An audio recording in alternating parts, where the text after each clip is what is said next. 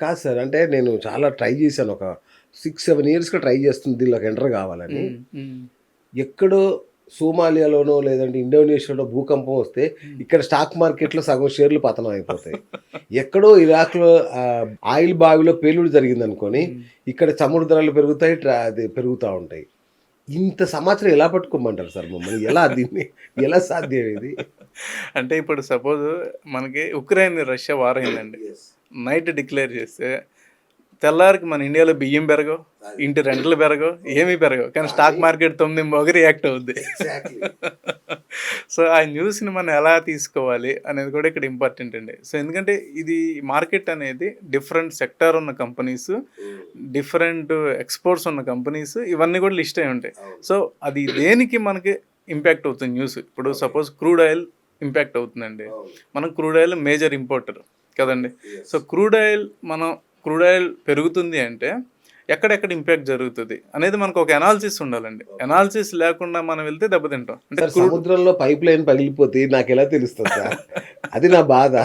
ఎక్కడో సముద్రంలో పైప్‌లైన్ పగిలిపోతే తెల్లారి స్టాక్‌లన్నీ పడిపోతాయి.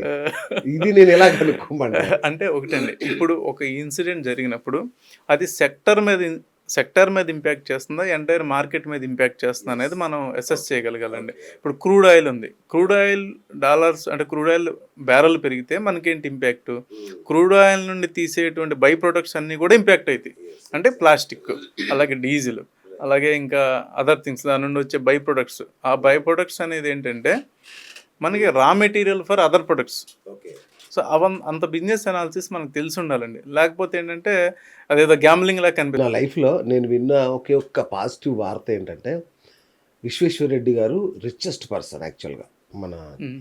ఎంపీలలో రిచెస్ట్ ఆయన. హ్మ్. మొన్న లిస్ట్‌లో చూస్తే. ఎట్లా అంటే స్టాక్ మార్కెట్ ద్వారా అన్నాడు. హ్మ్. నేను ఆశ్చర్యపోయా. ఫస్ట్ టైమ్ ఒక మనిషి స్టాక్ మార్కెట్ ద్వారా రిచ్ అయ్యాడని నేనెళ్లి అడిగాను ఆయన్ని. హ్మ్. సార్ ఎట్లా రిచ్ అయ్యారు మీరు? అంటే స్టాక్ మార్కెట్‌లో అంటే, సార్ ఎవరు అవ్వరు గదా! అంటే నేను రోజు ట్రేడ్ చేయలేదబ్బా. ఎప్పుడో 20, 30 ఏళ్ల క్రితం కొనేసి అక్కడ పడేస్తే అవి ఇప్పుడు అట్లా పెరిగినాయి. అందువల్ల అంత పెరిగింది సంపద అని చెప్పాడు. హ్మ్.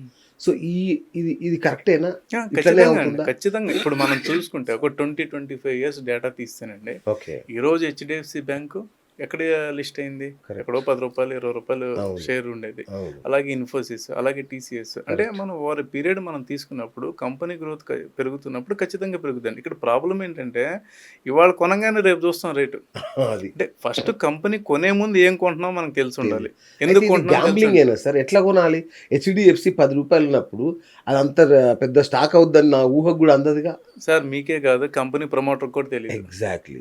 ఏదన్నా కంపెనీ పెట్టినప్పుడు అది అంత గ్రోత్ వస్తదని వాళ్ళు కూడా గెస్ చేయరు. కాకపోతే by quarter on quarter, year on year వాళ్ళు రిజల్ట్స్ డిక్లేర్ చేసినప్పుడు గ్రోత్ కనుక కనిపిస్తున్నప్పుడు ఆర్ ఎక్స్‌పాన్షన్ ప్లాన్ ఉన్నప్పుడు అంటే ఎట్లా అంటే అండి అసలు ఫస్ట్ మనం ఇన్వెస్ట్ చేసేటప్పుడు ఈ సెక్టార్‌కి బ్యాండ్ విడ్త్ ఉందా లేదా? ఓకే. ఇప్పుడు బ్యాంకింగ్ ఉంది. కరెక్ట్. Everybody will use. అంతే ఎవ్రీబడీ గదా! రిక్వైర్డ్ అది లోన్స్. లేనిది ఆ! ప్రపంచం లేదు. డిపాజిట్స్ ఉంటాయి, లోన్స్ ఉంటాయి, అలాగే మైక్రో ఫైనాన్స్ ఉంటాయి. అంటే సెక్టార్ పెద్దది. ఈ సెక్టార్‌లో గ్రోత్ పొటెన్షియల్ ఉంటది.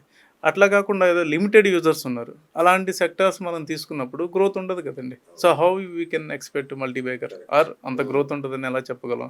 సో, ఖచ్చితంగా మనకేంటంటే దాని మీద ఏ సెక్టార్‌లకి వెళ్తున్నాం అనేది కూడా మనం చూసుకోవాలండి. రైట్. అసలు గణేష్ గారు మీరు ఇవన్నీ చెప్తున్నారంటే మా ప్రేక్షకులకు ఒక డౌట్ రావచ్చు. హ్మ్. అసలు ఎవరీయన? ఏంటి ఈయనకున్న ఎక్స్‌పీరియన్స్ అని. సో, మీరేంటి మీ ఎక్స్‌పీరియన్స్ ఏంటో ఒకసారి చెప్పండి? అంటే 22 ఇయర్స్ అయిందండి యెస్. మార్కెట్‌లోకొచ్చి. వండర్‌ఫుల్. సో, స్టడీస్‌లో ఉన్నప్పుడే ఏదో తెలుసో తెలియకో అచ్చా! మార్కెట్‌లోకొచ్చాం. అవునా? ఓకే. సో, ఇదొక లెంత్ జర్నీ. అవును. సో, ఇందులో మనం అప్ చూసాము, డౌన్ చూసాము. చాలా సార్లు అంటే 2008 అనేది ఎవ్రీబడీ ఇప్పుడున్న ప్రతి ఫండ్ మేనేజర్‌కి కూడా ఒక లెసన్ అండి. అంటే నాకే కాదు 2008. 2008 అనేది ఇప్పుడున్న మేజర్ ఫండ్ మేనేజర్స్ గానివ్వండి, మార్కెట్‌లో ఉన్న సీనియర్ పీపుల్‌కి కూడా 2008 ఒక లెసన్ అండి. ఓకే. అంటే 2005, 6, 7 బుల్ మార్కెట్ అండి. ఆ! సో, ఆ బుల్ మార్కెట్‌లో మీరు ఏది పెట్టినా అంటే ఊరికే చేత్తో లిస్ట్ ఏది సెలెక్ట్ చేసుకొని పెట్టినా కూడా పెరిగినాయి. ఆ! బాగా పెరిగినాయండి. సో, 2008 లీమన్ బ్రదర్స్ కొలాప్స్ ఎప్పుడైతే వచ్చిందో మార్కెట్స్ ఆల్‌మోస్ట్ 60% కరెక్షన్ జరిగిందండి. 2008, అవును. 9 దాదాపుగా అసలు చాలామంది వాషౌట్ అయిపోయారు ఆ టైంలో. ఓకే. సో అట్లా మనం ఈ చాలా జర్నీస్ చూసాం కాబట్టి 22 ఇయర్స్లో ఇప్పుడు ఏంటంటే కొంచెం మెచ్యూరిటీ మార్కెట్లో ఏది పెట్టాలి ఏది పెట్టకూడదు, ఓకే. ఏది అంటే మనకు అన్ని ఆపర్చునిటీస్ లా కనిపిస్తాయండి, అవును. కానీ అన్నింటినీ మనం అటెంప్ట్ చేయకూడదు. కరెక్ట్. అట్లా అంటే ఏది గ్లోరీ పిక్చర్ ఏది కాదు. కరెక్ట్. ఇవే మీరు చేసిన అతిపెద్ద తప్పు ఏంటండి? అంటే దాని నుంచి మేము ఏమైనా నేర్చుకోవచ్చా అని? అంటే స్టాక్ మీరు మార్కెట్లో. మీరు రీసెంట్ విషయం చెప్తానండి. అంటే ట్రేడింగ్ చెప్తాను, అట్లా ఇన్వెస్ట్మెంట్ గురించి కూడా please, చెప్తాను. please. రీసెంట్గా నేను ఒకటి మిస్టేక్ ఏంటంటే అంటే మీరు ఇన్వెస్ట్మెంట్ అన్నారు ఇందాక అవును, కదా, అవును, అవును. మీరు డబ్బులు వస్తాయా అన్నారు కదా. అవును. సో నేనేం చేశాను అంటే 2017, 18, 19 మా అమ్మాయి పెద్దమ్మాయి అప్పటికి మైనర్ అవుతాను, ఓకే. తనకు డీమ్యాట్ అకౌంట్ ఉండేది. రైట్. సో తనకి నేనేం చేసాను అంటే నెలకు ఒక 5,000, 10,000 నేను రీసెర్చ్ చేసుకున్నా, స్టాక్స్ రీసెర్చ్ చేసుకుని కొన్నా. ఒక 2.75 lakhs రఫ్లీ అప్పటికి కోవిడ్ ముందు వరకు సరదాగా తను పెద్ద అయినప్పుడు. అవును. సో కోవిడ్లో నేను కూడా స్టాక్స్ అమ్మేశా. ఓ. ఓకే, బట్ నాకేం లాస్ రాల. అచ్చా, నేను ఓకే. కొన్నాను, నేను ఆ రోజు అమ్మినా కూడా నా అమ్మిన రేట్ మీద ఒక 15,000 ప్లస్లోనే అమ్మా. వచ్చారు. ఇప్పుడు ఉంటే ఒక 75 lakhs portfolio value 2.5, 2.75 lakhs to 75 lakhs అయింది. అంటే డిక్సాన్ టెక్నాలజీస్ కొన్నా నేను అప్పట్లోనే రీసెర్చ్ చేసి 2,700 అట్లా ఉండేది, అది 50-60 అయింది ఇప్పుడు. అంటే స్ప్లిట్ చేసి ఆ వాల్యూ చూసుకుంటే లారస్ ల్యాబ్స్ 450 రూపాయలు ఇప్పుడు కొన్నా, ఇప్పుడు అది చూస్తే 8,000, 9,000 ప్రైస్ ఉంది.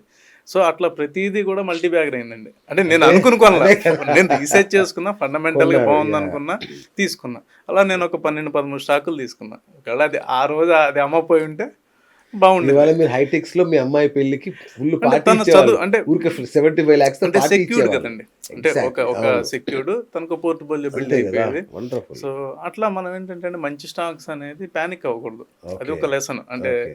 ఆ టైంలో Correct, బట్ ఆ 2.5 లక్షలు నాకు రిక్వైర్మెంట్ కూడా కాదు, కరెక్ట్. ఊరికే కాకపోతే అమ్మేశారు. ఏదో మార్కెట్ పడుతుందన్న ఎందుకు అంటే, సరే కోవిడ్లో చూద్దాంలే ఎందుకు మళ్ళీ అనుకున్నారు? చూద్దాంలే అని అమ్మాయండి. సో అది రీసెంట్ టైంలో నేను చేసిన మిస్టేక్ అండి. తర్వాత ట్రేడింగ్లో ఒకసారి మిస్టేక్ జరిగిందండి. వెరీ ఎర్లీ డేస్లో ట్రేడింగ్లో పొజిషన్ తీసుకోవటంలో, అంటే రెవెన్యూ ట్రేడ్ చేస్తారు కదండి. అవును. సో మార్కెట్కి అగెనిస్ట్ మార్కెట్ డైరెక్షన్ కాదని మనం ట్రేడ్ చేసాం. ఓ. అది ఒక రోజు సివియర్గా ఇంపాక్ట్ అయింది. Okay. Then we learn risk. ఏం ఆలోచన చేశారు మరి అట్లా? అంటే మనము ఫ్యూచర్స్ చేసేవాళ్ళం ఉన్నప్పుడు, ఓ. ఫ్యూచర్స్ అండ్ ఆప్షన్స్ అప్పుడే చేసేవాళ్ళం.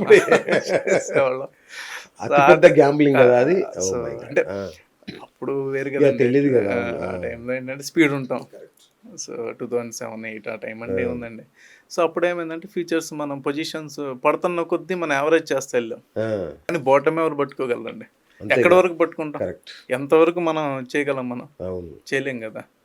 సో అక్కడ లాస్ బుక్ చేయాల్సి వచ్చిందండి. అంటే వేరే ఒక స్టేజ్ తర్వాత ఇంక మనం ఆపలేమండి ఓకే. పొజిషన్స్, ఇంకా కట్ డౌన్ చేసేయాలి. ఇన్ఫెక్షన్ ఎక్కడో చోట కట్ డౌన్ చేయాలి. అంతే కదా. షుగర్ వచ్చింది, ఏళ్ళు దిగిపోతే కాలు పోతుంది. పోతుంది. అవును. సో ఎక్కడో చోట మనం కట్ డౌన్ చేయాలి కాబట్టి అది కొంచెం సింగిల్ డేలో మనం కొంచెం హ్యూజ్ అమౌంట్ లాస్ బుక్ చేసాం.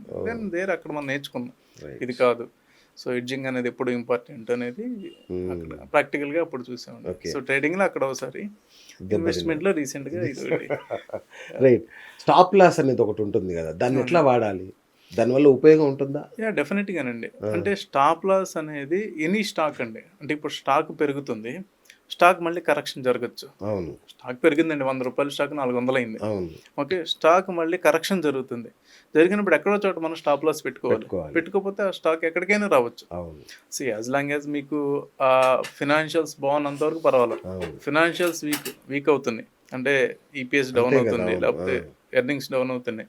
అలాంటప్పుడు డెఫినెట్గా మనం ఎక్కడో స్టాప్ లాస్ పెట్టుకోవాలండి. స్టాప్ లాస్ అంటే ఇక్కడ ఒకటి ఉందండి, 100 రూపాయల షేరు అంటే మనం ఇనీషియల్గా కొన్నాం, పెరిగినప్పుడు మన 400 అయింది అనుకోండి, లేకపోతే 300 అయింది. స్టాప్ లాస్ అంటే 75 అనుకుంటారు, 300 నుండి స్టాప్ లాస్ పెట్టుకోవాలండి.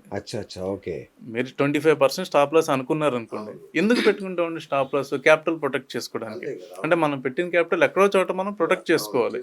ఎందుకంటే మీరు గేమ్లో ఉండాలంటే క్యాపిటల్ ఉండాలి. మీకు గేమ్లో ఉంటే సపోజ్ 10 ఇప్పుడు మీరు ఒక 1 కోటి రూపాయలు పెట్టారండి, 10 లక్షలు మీ స్టాప్ లాస్. ఏదో మీరు ఒక స్టాక్ కొంటున్నారు, 10 లక్షలు స్టాప్ లాస్, 10 లక్షలు కూడా పోయినాయి, 90 మిగులుతాయి. మళ్ళీ ఫెయిల్ అయ్యారు, 80 మిగులుతాయి. మళ్ళీ ఫెయిల్ అయ్యారు, 70 మిగులుతాయి. అట్లీస్ట్ 50కి వచ్చారు, మీరు విన్ అయ్యారు, 100%. Again you go back to your capital. Correct. అసలు మీరు క్యాపిటలే పోగొట్టారు అనుకోండి, గేమ్లోనే ఉంటారు కదా, గేమ్లోనే ఇంకా గేమ్లో ఉండరు కదా మీరు.